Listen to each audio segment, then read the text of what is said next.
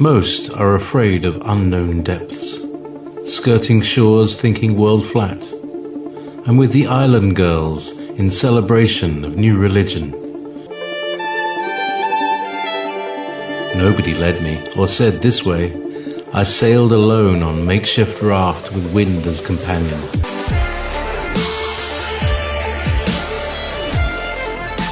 Fate for deliverance, confidence enough to assess new disposition. Seekers of lost paradise may seem fools to those who never sought the other worlds. Welcome to Momentary Zen with Zen Garcia. Visit www.fallenangels.tv. You're listening to Revolution Radio. Pick it up next week. Once angel, swift, strong, we were witness to the grand unfolding, the establishment of heaven and earth as foundation for greater mystery. In you dwells the memory, the knowledge of Christ's singing creation into manifest being. And though much has eluded many a prophet and king when it comes to the enigma of kingdom, all have equal merit to every obscure knowing. We are called to more than the expectation of world.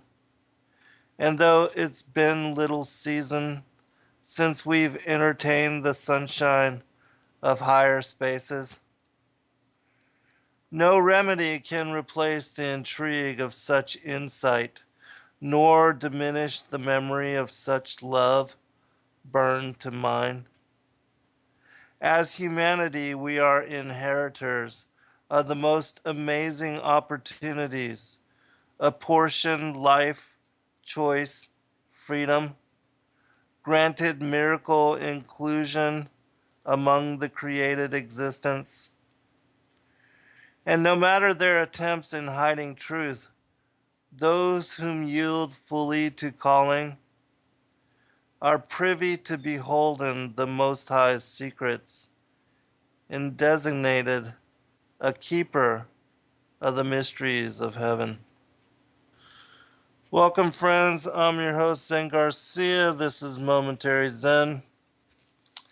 And today I'm going to be covering, following up on some information from last week's show. It seems that some of the listeners are not clear on some of the aspects that Chris and I covered. Christopher Tyerman from the Chronicle Project. When we were discussing and talking about the Sabbaths and their alignment with the different festivals and feast days and the different holy days as far as those that are ordained in the Old Testament for the Hebrew people, the chosen people Israel. And even though we follow the Gregorian calendar now and most of the world adheres to it as far as it being a solar calendar and the way that all the weeks are run together and the breakdown of the different months, like February having 28 days and some months having 31 days and others with 30 days. Hello, Doc and Tracy and Cher and the Greek and Olive and Briar and Nighthawk and Hammerhead, Zipster, Sky, all those that are in the chat room. Welcome and thank you for joining me this evening, Leo Knight, Link, and the many others that are also in the chat room that I do not see in the immediate scroll. I'm going to cover two things today. I'm going to just clarify some of that as far as how to determine the Sabbath and how to understand the calendar that was given to us by the Most High prior to the Gregorian calendar and what we're using now. And and then afterwards, I'm going to go into some of the aspects of the fallen angels, as far as the rebel angels, and then a second incursion which happened with the Watchers, and how those two incursions align with the prior times and with some of the things that we've come to know as far as the mythology, the oral traditions of many indigenous peoples worldwide that cover um, and understand, have a memory of things that happened going way back even to that time.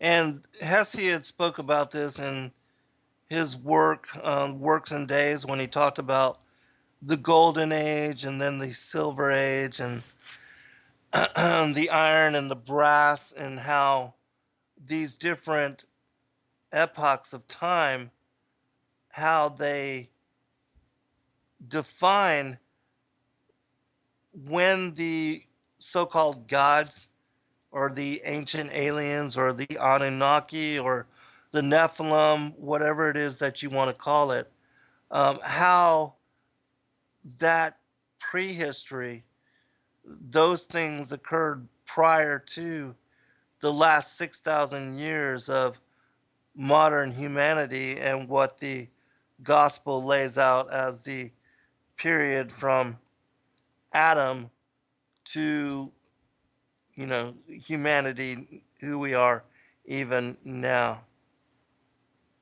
Okay, well, and so just to bring some clarity to the Sabbath, help people understand it, the lunar months, as they are laid out by God's calendar, and also God's calendar begins on the vernal equinox, which is the day that designates the beginning of spring. And the progression of the four seasons is spring, summer, fall, winter, which makes sense according to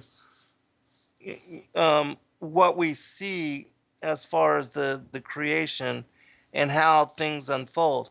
And, the Gregorian calendar begins with the new year begins in January 1st. And this is after, and the reason that they start it with January 1st is because of the winter solstice, and because the those that had established the Gregorian and as well as the Julian calendars, they were sun worshippers, worshippers of the sun god. And much like the Masons, because the Masons worship Lucifer as the sun god, and so the winter solstice represents the day when the sun reverses course. It's the longest night of the year, shortest day of the year, and it's on or near about December 21st that the sun reverses course in the sky, and moving from the Tropic of Capricorn begins to move back towards the equator and the Tropic of Cancer. And so that's why that's why the Luciferians and the sun worshippers established December 25th as Christmas, and have basically duped the Christian world into celebrating the birth of Christ on that particular day. All of that, the winter solstice and the changing of the day, the new year to January 1st, has to do with sun worship, with the marriage of Christianity with paganism, which is what happened with the acceptance of the Julian calendar, and also with Constantine, and how Christianity became paganized, and pagan religions, were also Christianized. And so from that time onward, we have followed a calendar which is based upon the movements of the sun and the 12 months as laid out by those particular calendars. And as far as the days of the week as well as the days of the month, they are also based upon the names of the pagan gods, the pantheon of gods and goddesses, as well as the names of the planets who were considered to be pagan gods as well. And even the days of the month find their basis in a similar manner, have their connections and links to these pagan deities. And so, anyways, going back to the calendar that was given to Adam when he was banished from paradise, he was given 4 books. One of them was the Book of Signs. And the Book of Signs the is the book that contained this particular calendar system that is based on the lunar months. And so the way that the months unfold is that you have one 30-day month and then you have a 29-day month, and they alternate back and forth for the 12 months of the year. And the first day of the month is always designated new moon. And when I say new moon, I'm referring to not what science calls new moon, but what the Book of Enoch and as well as the Hebrew people, how they determined and designated the new moon. And that would basically be when the moon was 1/14 of a portion full. Because from the day of conjunction, when the moon is completely dark, or when it's called a dark moon, until the time that it is full, it goes through a progression of 15 days.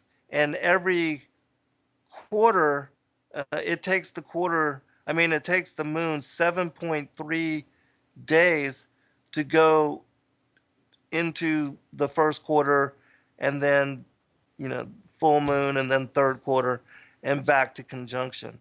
And so the Book of Enoch and the way that the Hebrew people determined new moon was by when the moon was that 1/14 portion full, or 1/7 the portion, as far as the first quarter. Um, and the way that science determines a new moon, it calls the when the moon is in conjunction, or when the moon is completely black and you cannot see it in the sky. That's when science determines or calls that particular the dark moon the new moon. And so all of the lunar months begin with the new moon, when you have that first crescent of the first quarter moon, the first day in the 7-day cycle of the first quarter moon. And then, 7 more days takes us to full moon, 7 more days to third quarter moon, and 7 more days back to conjunction.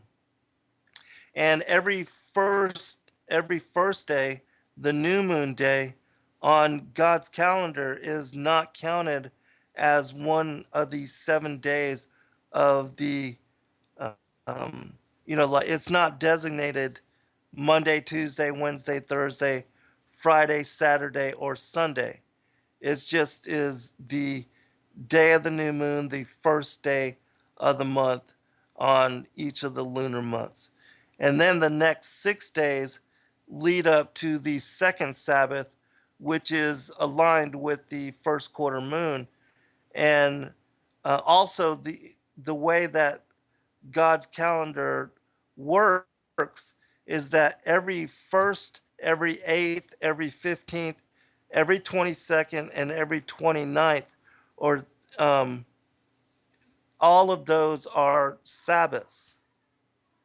And the way that a synodic month works is that it averages 29 and a half days.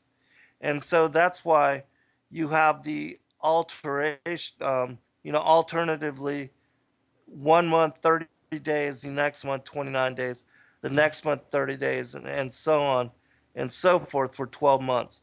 And so every first, again, is um, is the new moon, the first of the month, and then on the 8th is the second Sabbath, the 15th, the third Sabbath, the 22nd, the fourth Sabbath, and then the 29th is the fifth and final Sabbath of the month. And every one of the months have 5 Sabbaths included within them. And so, and because the first day of the month, the new moon, is not designated as any of the days of the week, the way that we keep track of time with the Gregorian calendar in running all 7 days back to back to back, as far as the weeks, as far as Monday, Tuesday, Wednesday, Thursday, Friday, Saturday, Sunday, and then the next day is Monday, and so on and so forth. All of the days, all the weeks, all the months of the year run congruently back to back. They're all in a long line.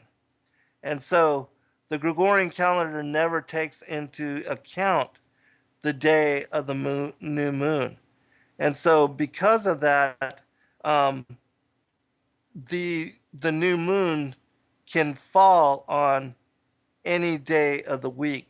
Like last Wednesday was the Sabbath. And so every day this month, the Sabbath will fall on the Wednesday. And so it changes like that.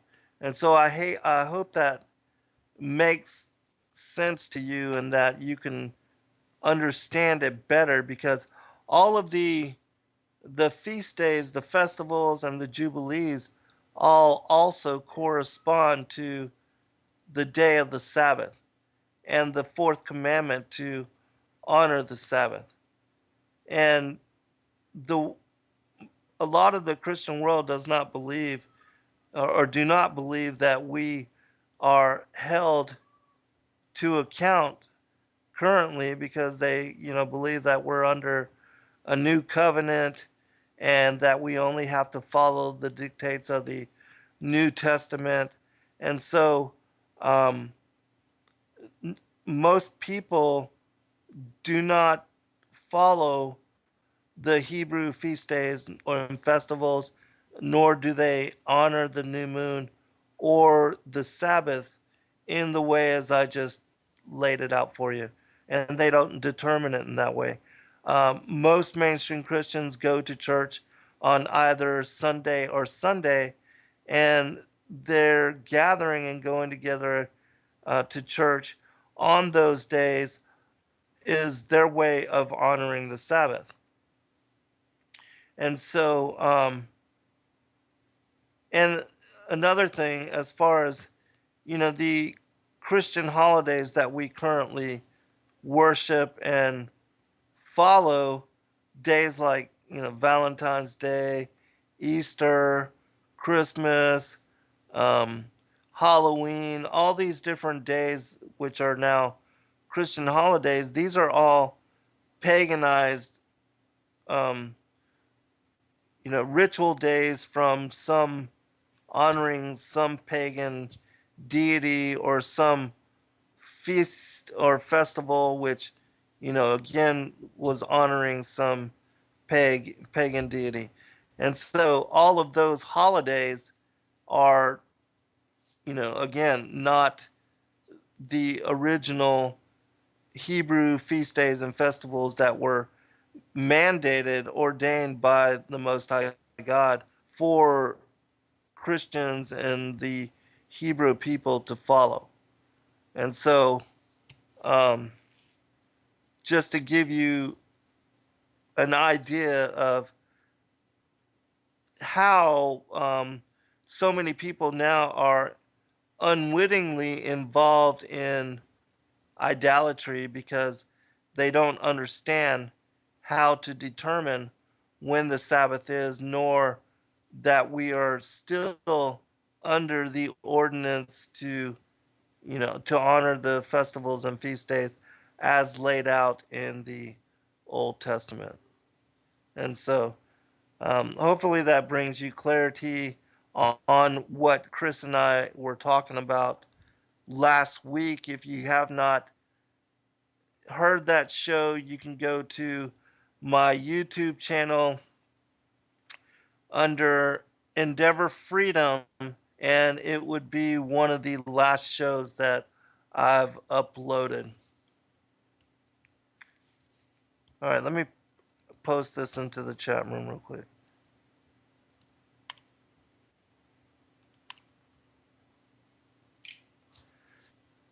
All right. And so, one of the reasons why I wanted to get into, which I'll be going into this topic with the rest of this show, talking about the fall of the rebel angels, also the incursion of the watchers, and how these two events align with the prior times.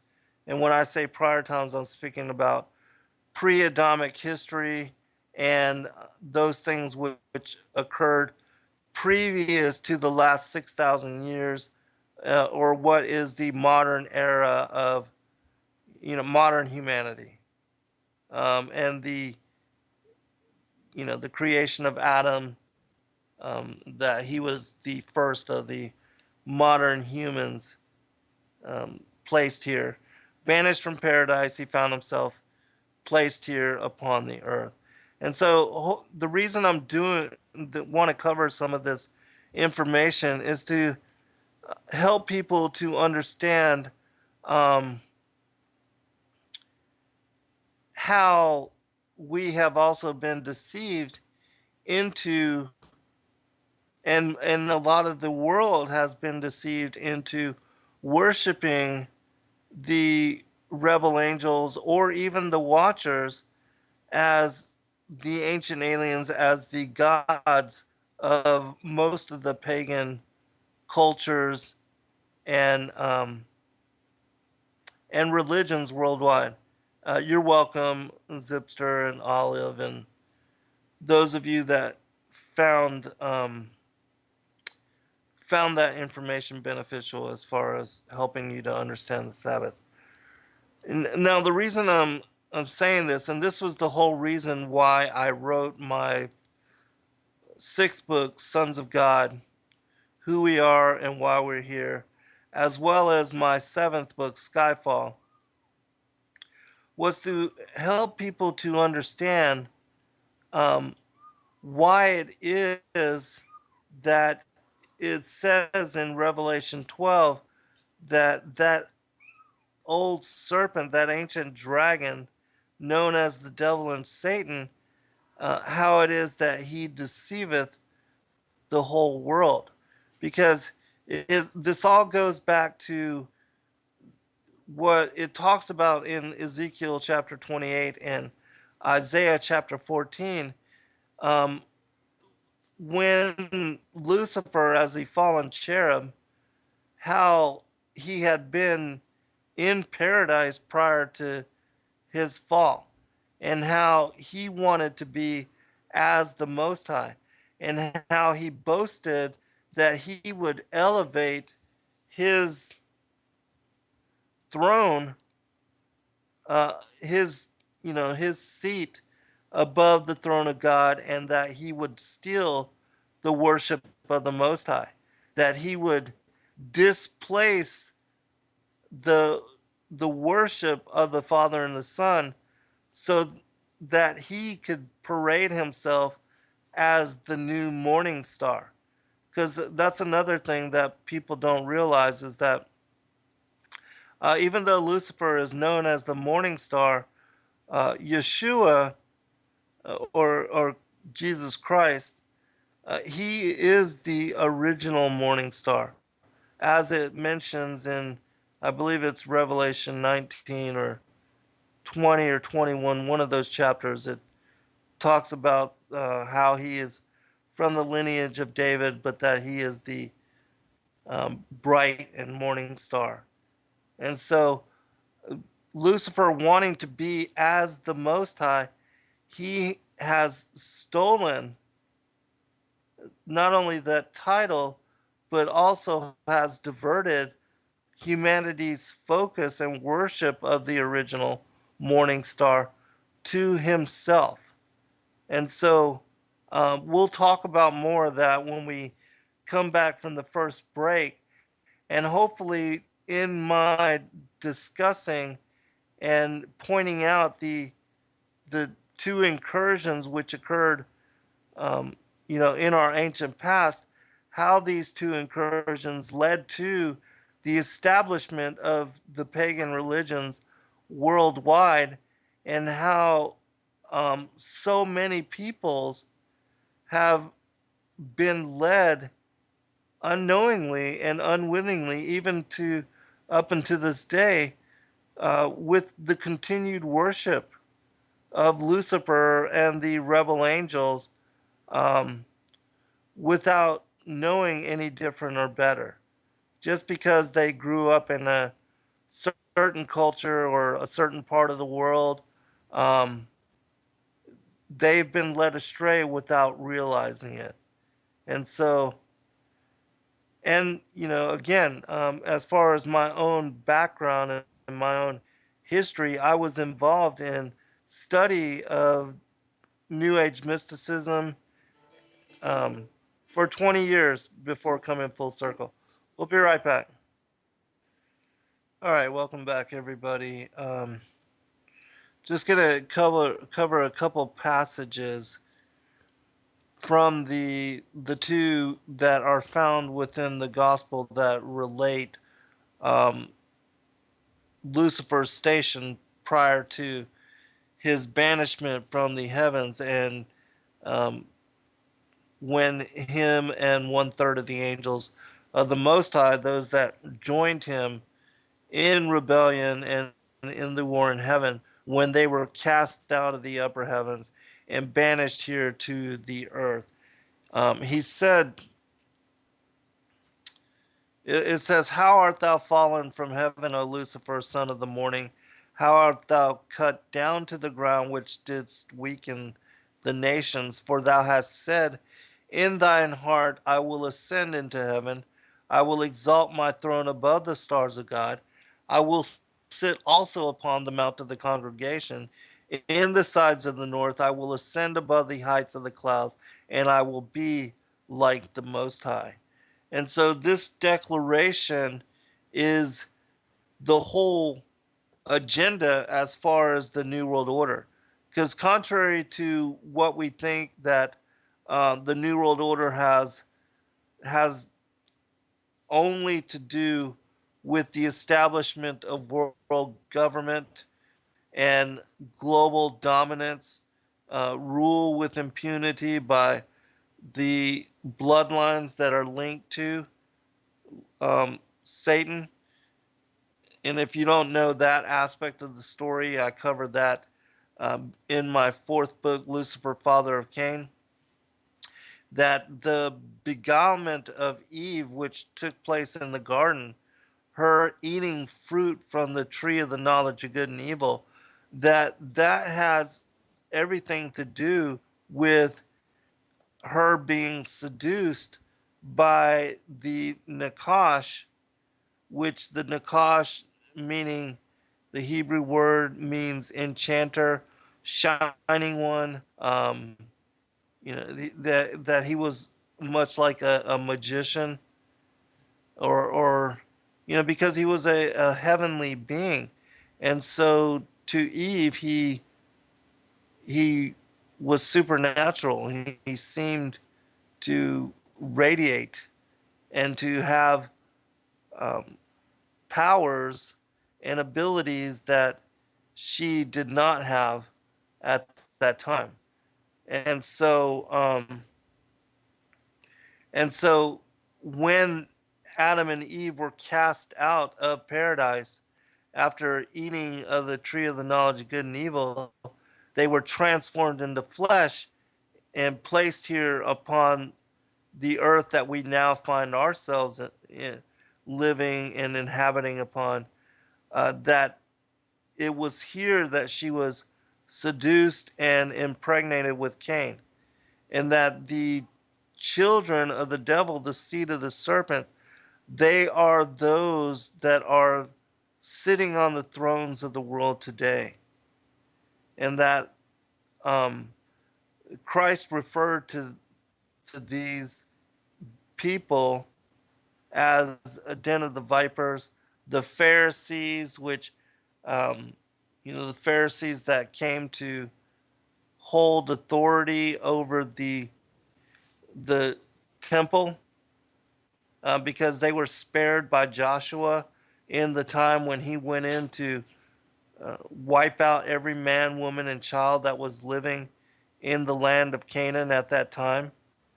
And as we stated in last week's show, even though a lot of people believe that that sentence was harsh and that they, no, David is the Most High seed, Olive.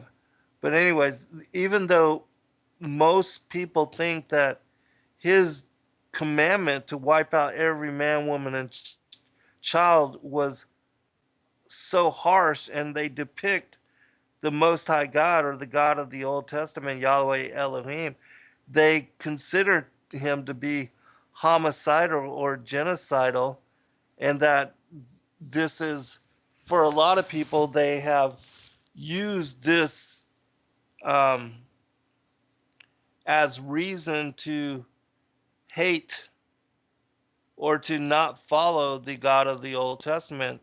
You have to realize that the people that were living in Canaan, that not only had they mixed with the fallen angels, and the watchers, and but they were also involved with the giants, and that the giants were living in that area of Bashan, and there was 60 cities of them. That Og, as a remnant, as the only giant that had survived the flood of Noah's day. And the reason he survived that flood, if you look into it, it mentions this in Genesis chapter 15 of the Targums. It speaks about how he was spared by riding on top of the ark. And I know that sounds crazy, and some people, you know, they believe that this is a, as far as a story, that it's a fairy tale just because it's based on Jewish lore. Some of the lore that goes back 4,000 years. But this is also, as I said, mentioned in the Targum, and this is also mentioned in some of the other books, whether it's the Talmud or the Zohar or whatever. And I'm not saying these are inspired texts, but the fact that uh, Og was spared in this way is historically known through these various texts. And so the people that were living in the land of Canaan at the time that Joshua and Israel went into that land, they were those that worshiped Moloch and that offered their children up in sacrifice. They were also cannibals. They were also involved in the drinking of blood. And these were just some of the abominable um, things they were involved in worshiping their fathers, the rebel angels. And so that's another reason why the Most High God hated um, pagan, pagan religions and idolatry. And this is also why he allowed Israel to be oppressed in Egypt for 400 years.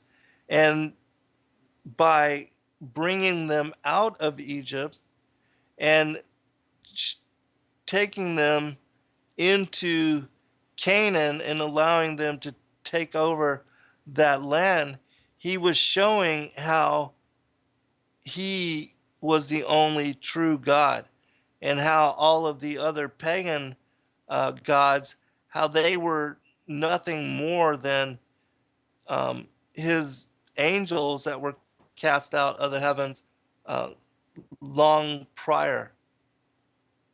And so this kind of helps people to understand why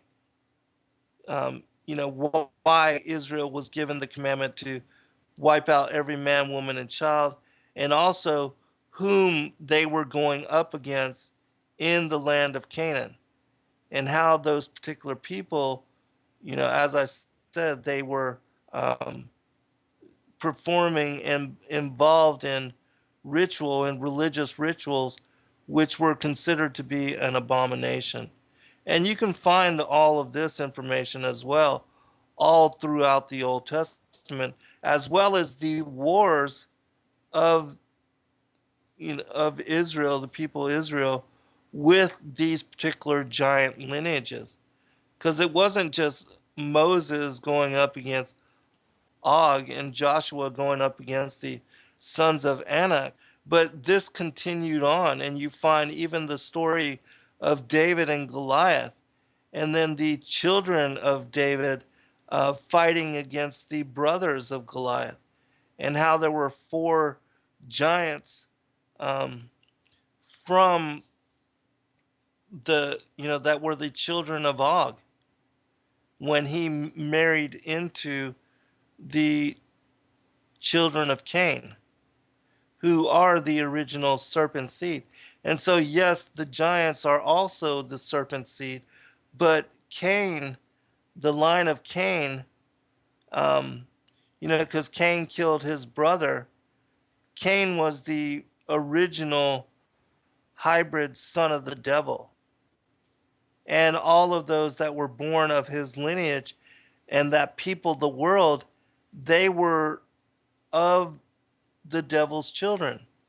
They were what the Genesis book called the children of the devil, or the seed of the serpent. And all throughout history, through all of the scriptures, you have this war between these two bloodlines, these two lineages playing out. And even with um, Ishmael and Isaac, Jacob and Esau, uh, Christ and the Pharisees, I mean, all of this plays out continuously throughout all of history. You have this war between these two bloodlines, these two lineages. Even with the sons of Jacob and the children of Esau, it's the same kind of war taking place, and it's still ongoing today.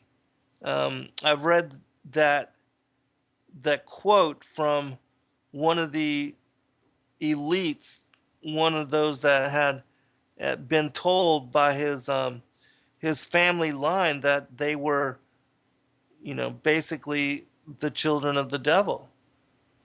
And maybe I'll read that at some point. But um, going back in time, again, the New World Order is connected to Lucifer's attempt, and as well as the rebel angel, they're wanting to be as the Most High, and how at being banished here on this planet before the creation of Adam and before the modern era, the past 6,000 years, as far as modern humanity, they were the ones that had established many of the old, not only the mythology, the Atlantis, the ancient mythology surrounding Atlantis or Lemuria or um, these other ancient cities, even like in India, Dwarpa, and other very ancient cities, and how many of these are now found even at the very bottom of the oceans, meaning that they were built at a time when the ocean levels were much lower, which means that they were built thousands of years in the past. This is all because they were here before we were. And if you look at the Sumerian kings list, you also find that the oldest kings on that list, the very first kings, they had the longest reign, and they were sitting on the thrones of those cultures for a longer period of time than any other kings on the list.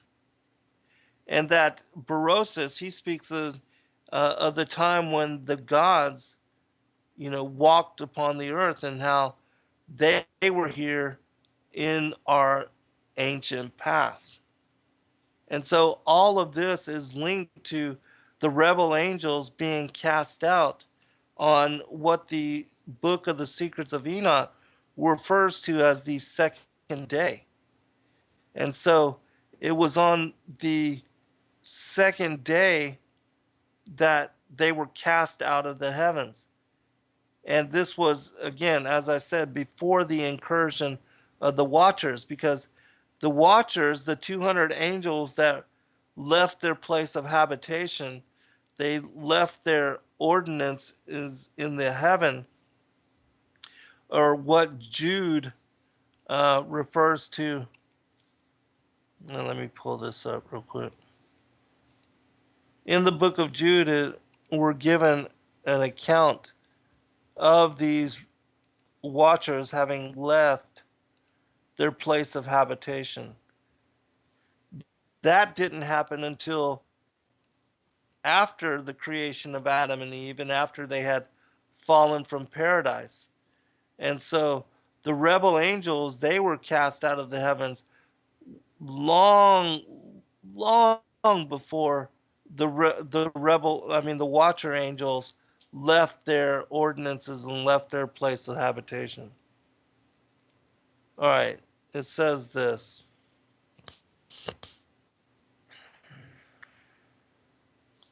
Hold on. Let me make sure. Okay, yeah, here it is. I will therefore put you in remembrance, though you once knew this, how that the Lord, having saved the people out of the land of Egypt, afterward destroyed them that believed not. And the angels which kept not their first estate, but left their own habitation, he hath reserved in everlasting chains under darkness unto the judgment of the great day. Meaning that, the book of Enoch speaks about a place called Dudael and how the angels were those that had shown and taught humanity um, about the secrets of root cuttings, the mysteries of the heaven, how to create weapons of war, how to refine iron and brass from different metals as far as the artificers, um, how to perform magic as far as black magic and the ritual, even how to smite the child within the womb.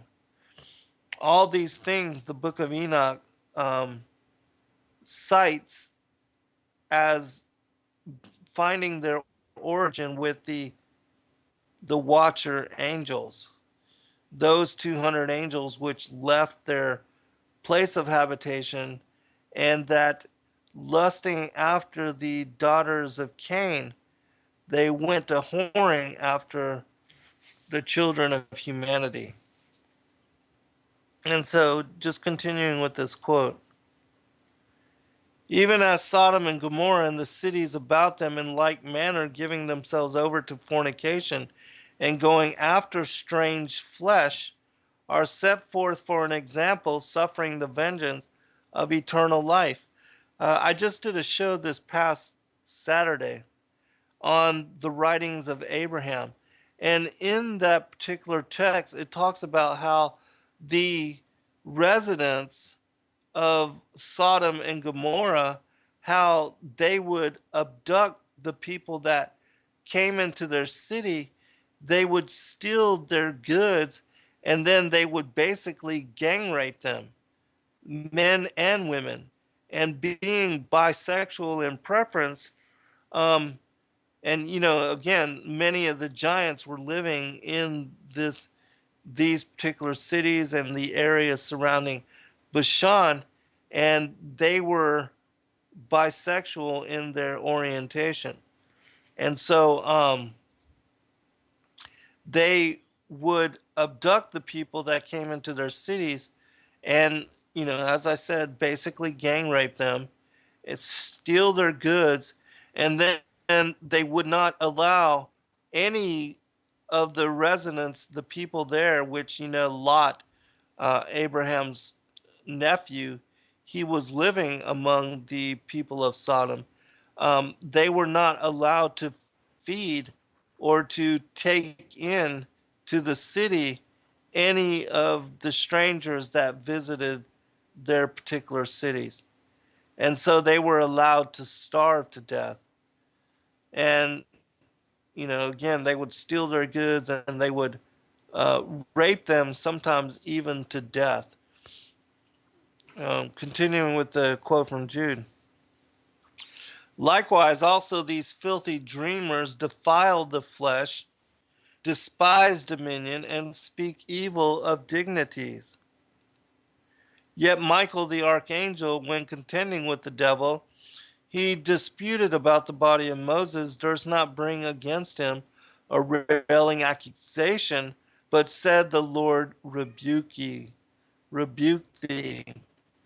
But these speak evil of those things which they know not, but what they know naturally as brute beasts, in those things they corrupt themselves.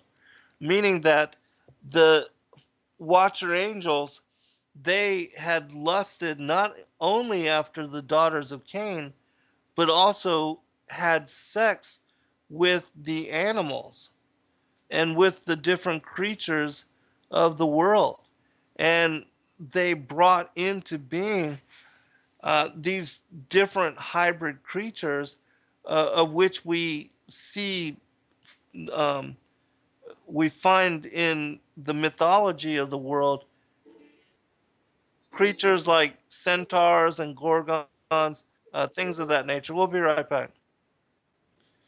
Welcome back, everybody, for second hour. I'm your host, Zen Garcia. This is Momentary Zen, and I do want to remind the listening audience that Revolution Radio does need your support, your monetary assistance.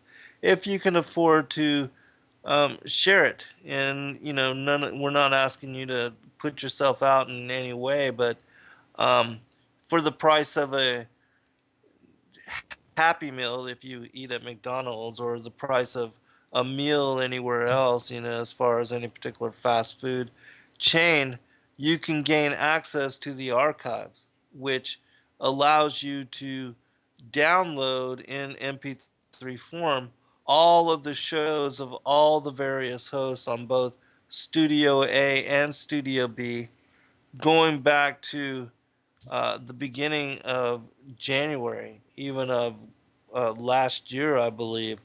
Um, and so that's a lot of shows, a lot of information. And especially for those of you that are pressed as far as your time, and you're only able to get to the network um, for different time slots, you may not have ever had chance to listen to some of the other hosts, and this would give you the ability to do exactly that, and also in your own time.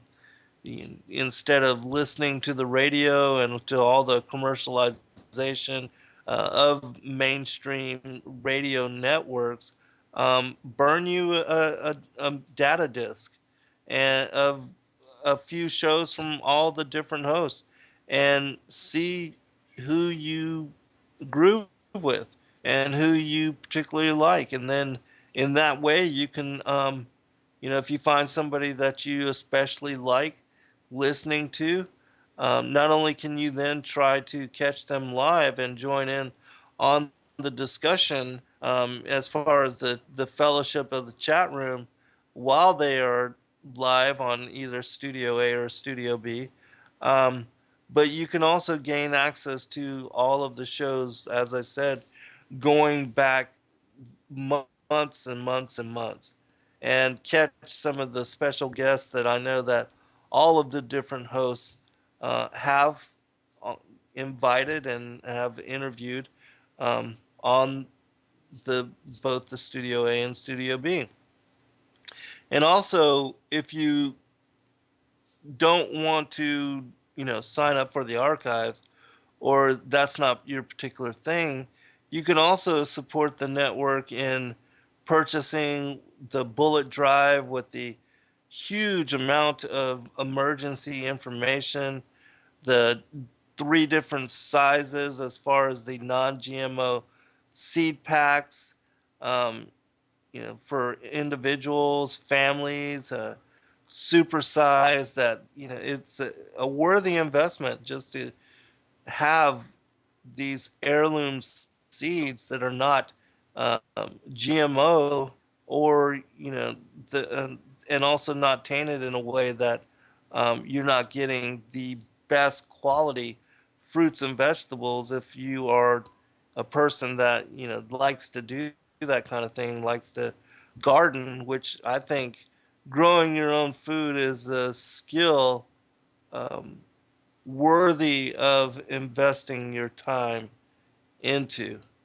And that who knows that at some point something critical could happen, just like with what happened at Hurricane Katrina when New Orleans was drowned, the levees were bombed, and the city was put underwater, and all of the goods, as far as the different grocery stores and convenience stores, gas stations, all the commodities were wiped out in a matter of hours, and nothing was able to truck get trucked in or make it into the city for weeks later.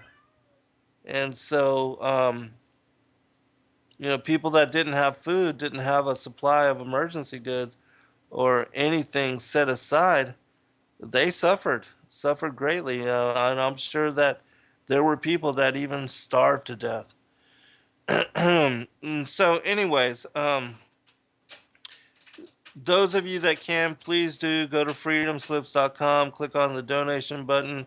It's very easy to support the network, and that, Revolution Radio is the largest listener supported commercial free and corporate free entity on the planet and on the internet. And that in order for us to continue doing what we do and coming to you in the capacity that we do need your support, and we appreciate all of you, and thank you in advance. Do try to get to the Hawks Fest if you can. I believe last time it was held somewhere in the one of the Midwest states. I'm wanting to say Kentucky, but I can't remember exactly. I did see videos of it. It looked like it was a good time.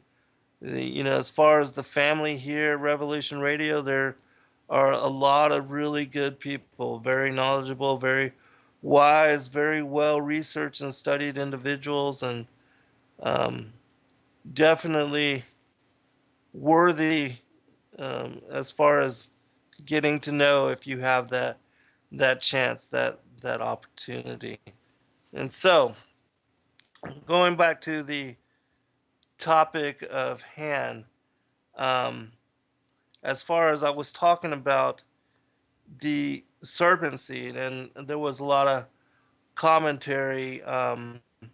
Tracy is very well versed on this, and there's others. I know Olive knows about this as well. And this is one of those things that is really a is a is a hidden secret.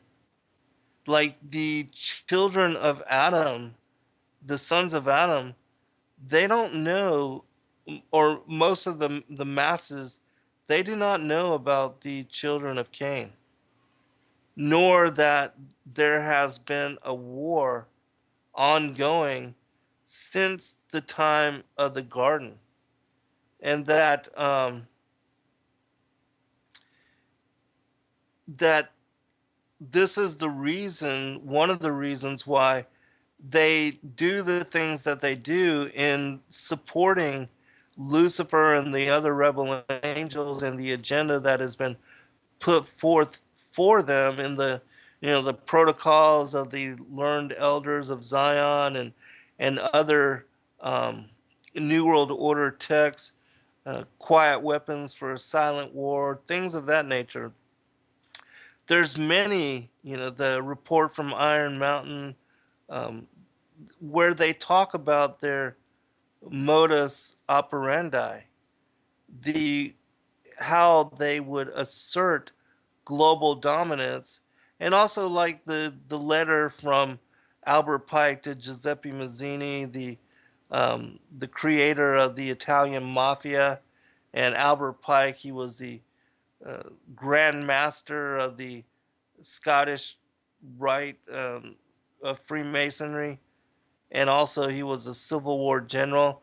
How they talked about the need to foment 3 global wars in order to establish um, the precedents for not only the decimation of peoples and the creation of minorities, and the fomenting of controlled opposition, but also as a basis to establish the international organization as far as the United Nations, and giving this organization, um, giving it credentials and establishing it in a way that it would become respected as um,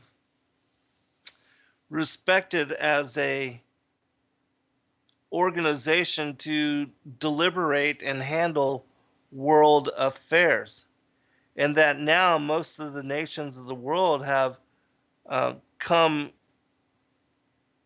come to be associated with one another and deliberate with one another, share relations with one another through its organizational outreach. And that the whole purpose for the United Nations, um, as established by the ruling elites, the transnational globalists, is to have a front for their global rule and their, as far as their grandiose power, that the United Nations is more um, about giving them this world recognized authority and this world recognized uh, power, and allowing them to assert this kind of power, um, than it is in handling and stopping wars of conquest, or invasions of other countries, trumping national sovereignty of different peoples or countries of the world, because they have not done that.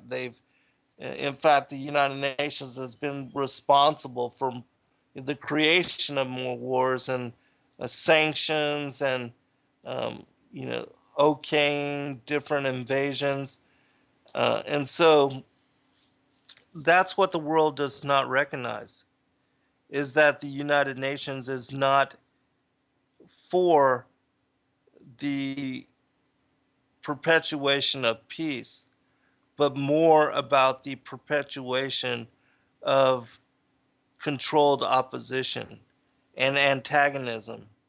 And that historically, if you don't know about government-sponsored terror and how the nations of the world or the governments of the world, like especially with the United States and Israel and other Western countries, how we have historically funded the boogeymen. We've funded the terrorists. We've created the extremists, the radical Islamic fundamentalists. Um, and the elites have dictated that they would do this in the protocols that they have put out, and that they are basically laughing at the people of the world, because we don't understand how it is that they are doing this, and that they are utilizing taxpayer um, taxpayer money and funds to support the terrorism, and that they can then uh, pull the boogeyman like a jack in the box anytime they want an incident or a particular occurrence to happen, to foment their agenda, to drive their agenda, to give them a pretext to respond in a certain way, that it has always been laid out in this particular manner.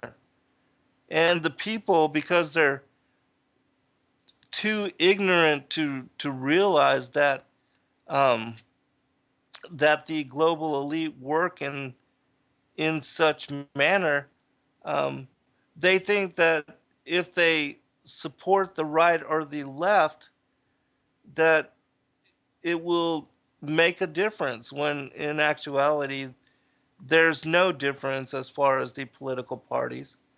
Nor and here's the other thing, as far as those countries that end up having within their borders and um, within their countries these homegrown groups, which are nothing but terrorists, like Hamas in Palestine, or Hezbollah in Syria, the Republican Guard there in Iran, which also supports terrorism across the Middle East. Now we have ISIS, um, and these other different terrorist groups, the Muslim Brotherhood. Um, it's taxpayer money that goes to fund and to arm them, and that the dictators that are established, that are, basically puppets on a string, when they are taken out, or when they are used in such a way that, like Saddam Hussein when he gassed the Kurds, and because he did that, America used his terrorist activity as a reason to justify the invasion of Iraq, um, which afterwards, there was we created more terrorists. We've got a caller, so let me go ahead and take them. Yeah, caller, you had a question or a comment? Hi, Zen. It's Tracy. Hey, Tracy, how are you? Good. How you doing? I'm doing well, sister, doing well. Um, I was wondering if you're taking callers. I will take this as a yes. yeah, of course. Always willing to do so. I always forget to really, declare that during the show. I always go off in a tangent. But yes, No callers problem. are always welcome, so the listening audience knows. But please, yeah, the floor is yours. I want to say I always love your shows. I don't Actually, I really do completely agree with your interpretation of the Bible. I just think, you know, it's been proven. It was written by a couple of guys 500, maybe 600 years ago, who took all the good stuff out, burned what they could. Otherwise, you know, or there wouldn't be Christian and Muslim signs on the same church all over Europe. Christian, what Same signs? Say that again. Christian and Muslim, the sign of the crescent moon, and Oh, right, yeah. and all the oldest churches, they have both. So it proved there was a time that this was not a thing, that we were just cool with each other. Whatever you want to look to is good. But I just like to add a little bit to your Cain discussion, if that's okay. Oh, yeah, please do. Cain is actually, the oldest word we have for that is Cain. Queen, king, all comes from this. Cain was after her mother, his mother, spoke with the serpent. The serpent in the tree. This is Kundalini energy. This is going up the spine. I know you know this. This is, she called onto herself a boy. This is, and it's been proven, even biologically now, that women can do these things. They can make a child. Right. And anything with the C, because you know what I love, well, you probably don't know this, but I love researching letters and numbers and the reason for them. Right. A C is an O that's open. So you have to look at all the names that are involved with C's that we know, that we are told of and told this is important. Even the newest thing, one of the new things, Planet of the Apes has Caesar. What does he do? What is his blasphemy against God? He says no. Even in the Bible story that was washed down, got in, that his brother Abel was ready, willing, and able, and did whatever God wanted. Cain said no. No. God did not kill him for this. Sent him to the land that we know as Nod. Right. This being who went out, who we're told is the bad guy, and you have to admit, because I know you read, and I know you're deep on this, the guys we are told to hate the most are the ones who say, no, I'm not doing that. I'm not doing that. Always the ones who say, I'm not doing this thing. Even Samyaza, who later became the scapegoat and all, even Azazel may be linked to him, one of the angels who fell, who came to earth and fell in love with the women, and we know that this planet was mostly female. The oldest thing we have doesn't just reproduce, it self-replicates almost. The oldest thing on the surface of the planet.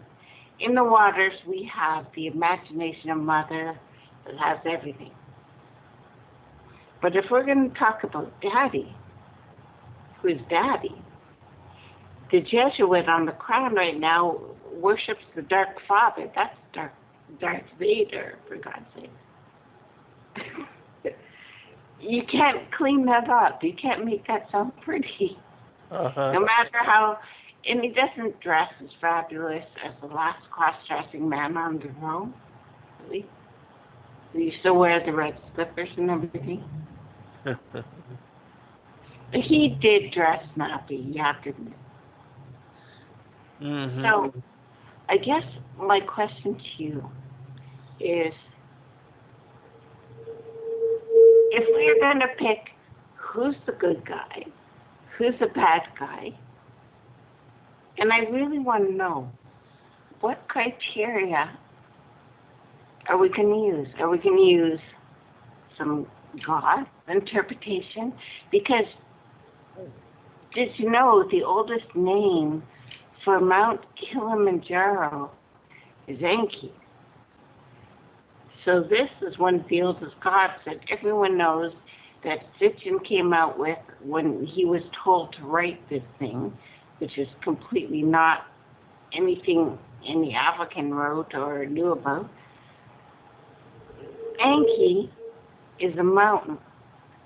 Mountains are conscious. Mountains are old. They know stuff, I think. They probably feel stuff. So when we have to look at who's the bad guy, who's the good guy, do you not think it's subjective, my love? Hold on a second, Tracy. We're at break. We'll be right back, and then I'll give you a chance to finish your comment, and then I will give you an answer. Fine. Hold on, I everyone. love an answer. Okay, welcome back, everyone, for final segment. Let me give you just a few minutes here, Tracy, to finish up your comment. But I want to ask you: do you worship Enki or Enlil or any of the Anunnaki gods? No, I'm not a big fan of anything that wants to control us. I think this world is perfect and started that way, and so are we. I don't worship something else. Do you worship a god at all? No, No. Okay. no. All right. All right. Well, you wanted me to answer the as far as Enki. Did you have anything else you wanted to say? No, that was pretty much it. I was wondering who you thought the bad guy was and what that feeling or being is. And thank you so much for having me on, Zen. I love your shows. Well, thank you, Tracy. I appreciate you calling in, and yeah, I'll go ahead and I'll answer that, and then I'm gonna pick up with the teachings. And also, the for the listening audience, you're welcome to call in at any time. I always forget to give out the call-in number and all because I just go off on a tangent. As far as who the bad guys are, if you look into the Sumerian teachings, which I had again, I studied them for many, many years. I've read all of Zacharias Sitchin's books. I've read all of the Sumerian mythology, the translations of the cuneiform texts, and I can basically tell you that the Anunnaki are the same thing as the rebel angels that were cast out of the heavens a long time ago.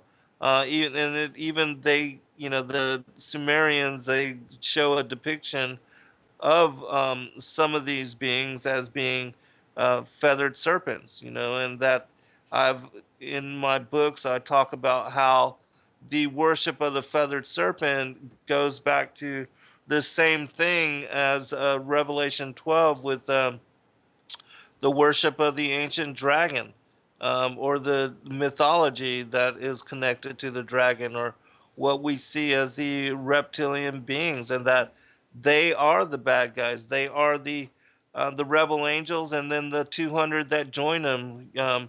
Tracy had mentioned about Semyaza and also Azazel. Well, if you look at the Book of Giants that is contained in the Dead Sea Scrolls, that were found in 1947, I believe it was, right before Israel became a nation again after 2,000 years. Um, they Semyaza had gave birth to two giants, Mawe and I forget the other one's name, but the Semyaza, Azazel, they were part of the Watchers.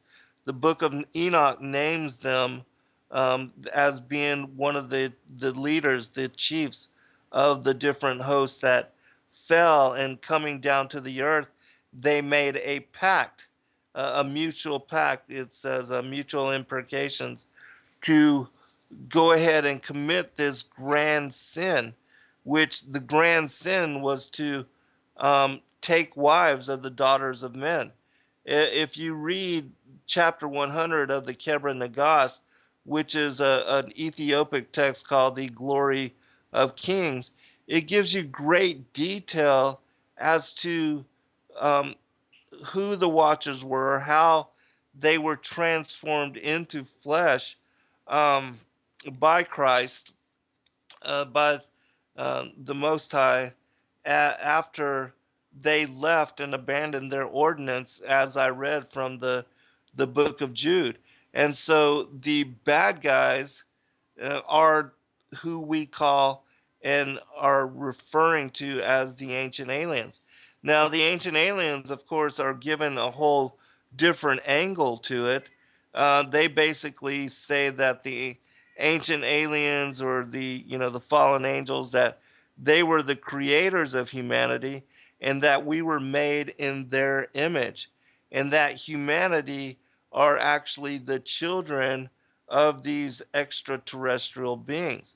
When and I covered this in great detail in my book, because the Sumerian teachings also speak about, as does Genesis, of two different creations for humanity: a pre-Adamic creation, and then the Adam that was given the breath of life, that was created on the sixth day, the modern creation of humanity.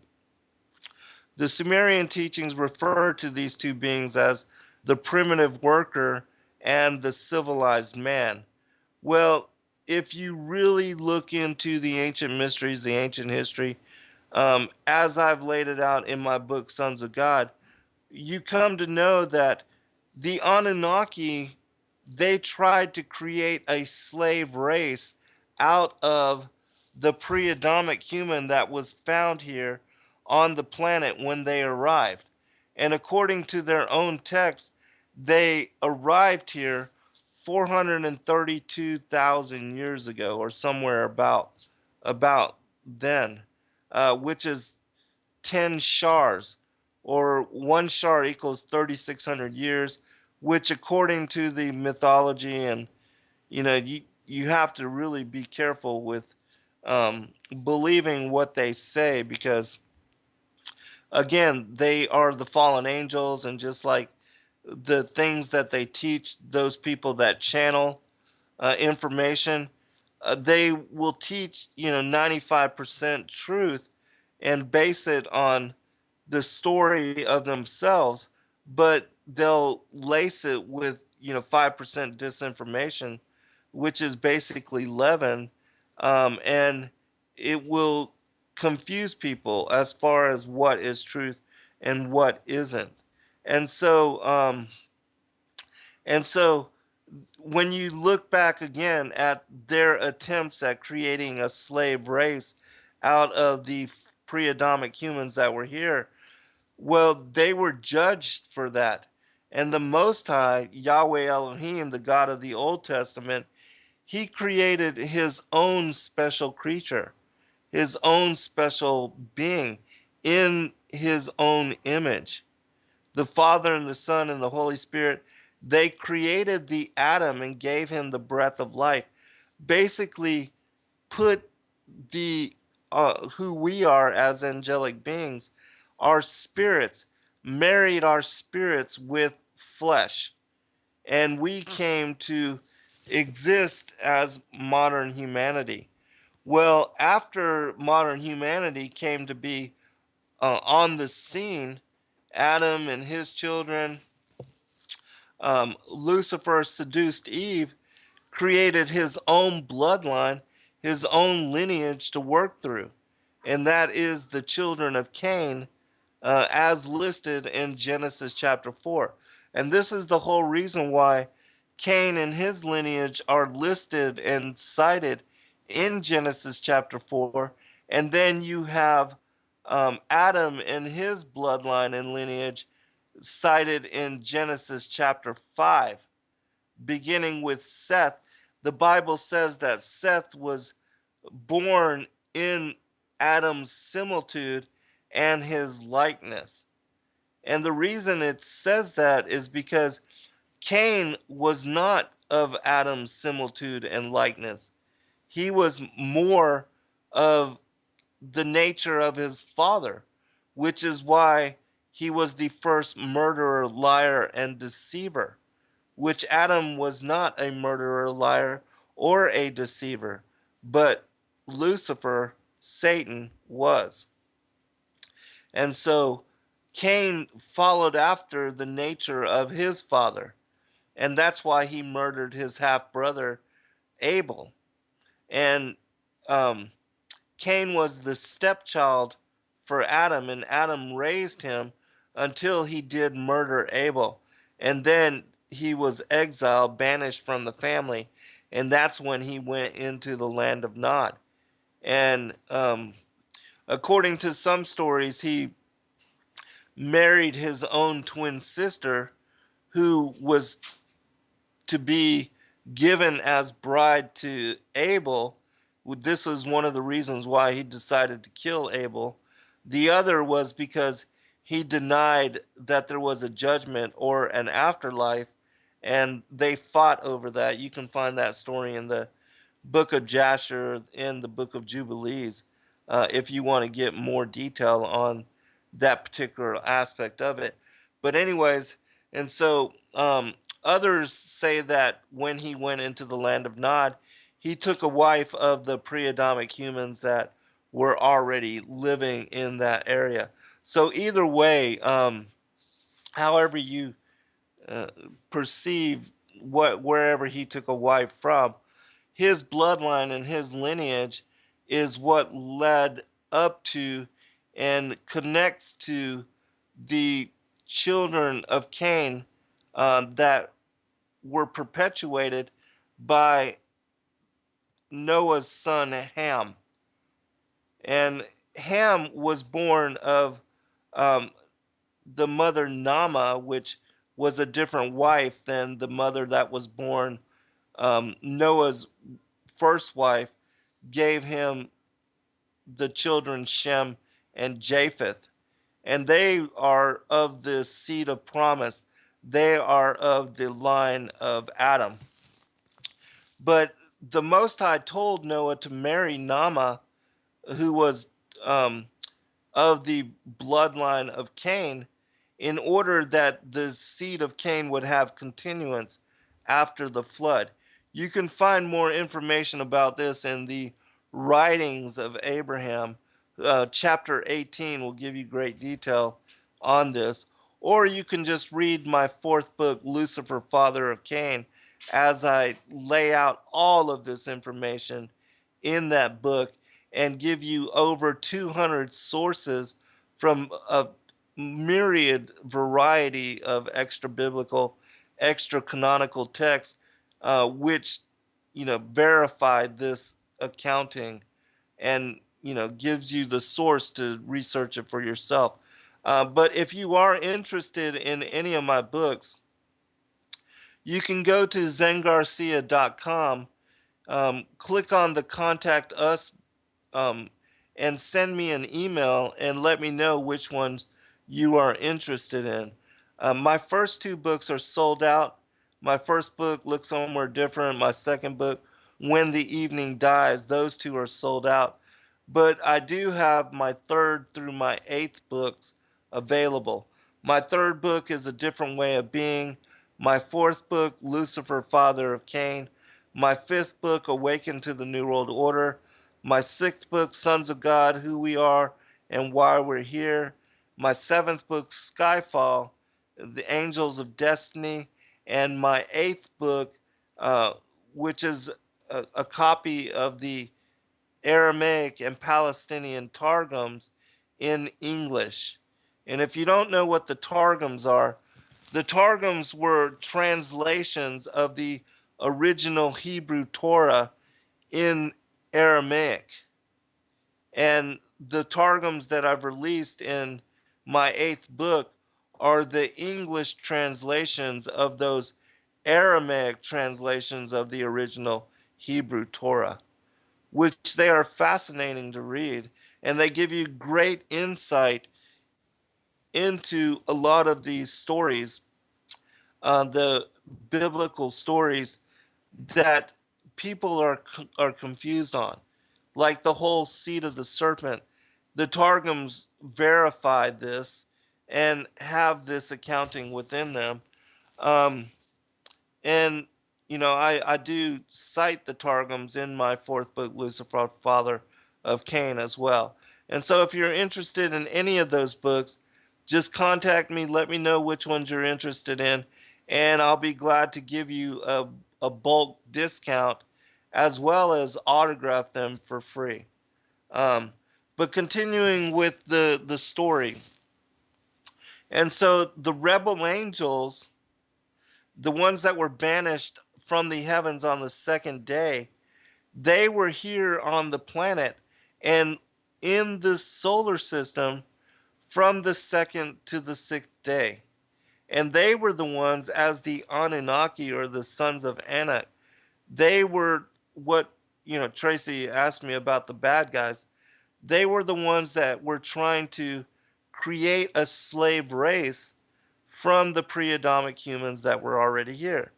Which, if you're trying to create a slave race, and to enslave the peoples that were here on the planet, I would consider these people bad.